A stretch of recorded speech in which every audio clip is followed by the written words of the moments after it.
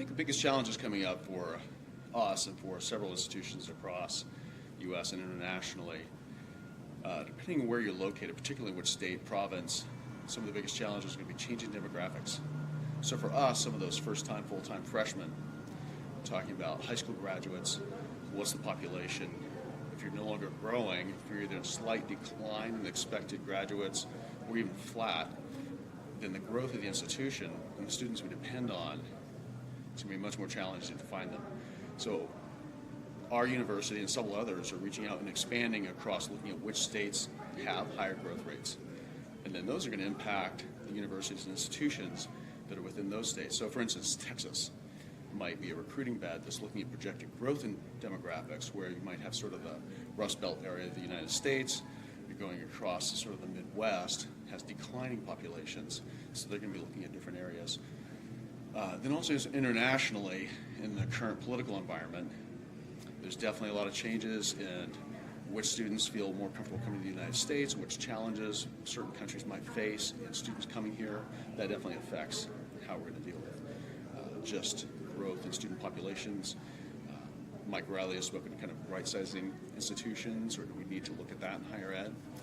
The other challenge is just having society as a whole still continue to understand the value of higher education and value it not only as a societal good, but how can that financially benefit you going forward?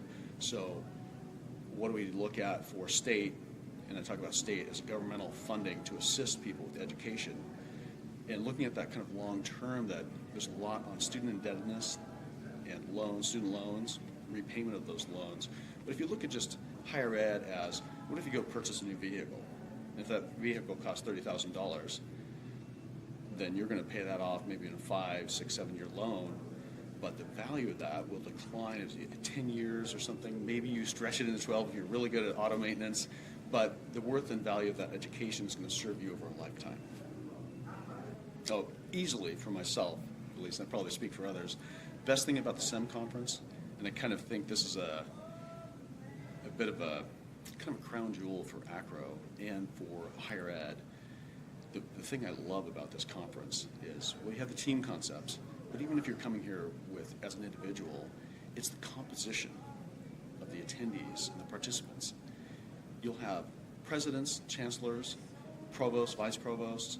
So you scan the whole vice president enrollment management, and you scan the gamut of orientation welcome programs to admissions, financial aid, registrars, faculty members attend. So you're really getting the whole picture at a higher ed institution of people working together to understand, getting that they're all part of the process. It's not just one person's responsibility, one office's responsibility. It's that greater concept of, as a team, that for the education of our students, betterment of our society, producing graduates that become satisfied alumni, that just builds the strength of the entire institution. So I heard one person come in as a faculty member that said, kind of uncertain about kind of the concept, didn't quite understand what was going on, attended the session, and the presenter then finally went up to the person and asked them, was that worthwhile? What did you get out of it? And the person said, it wasn't worthwhile, it was life-changing. I finally get it and understand it, and I really want to go back and talk to my other department heads and make them realize we are a central piece of this, and it's not just the academic, the knowledge we're trying to pass on to students, but we have a role to play in the whole continuum of that student life cycle. Now, best thing, there's a lot about AACRAO, but the reason I became involved were my mentors.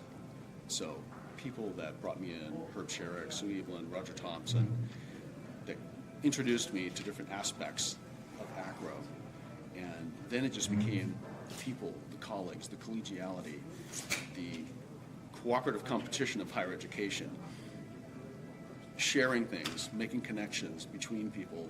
So not only bettering yourself, what can you bring back to your institution, what can you learn from each other? You can't just create everything yourself. You can't just exist on an island. At least if you're not going to, you can't do that if you're going to be the best you can possibly be and deliver the best service to your students.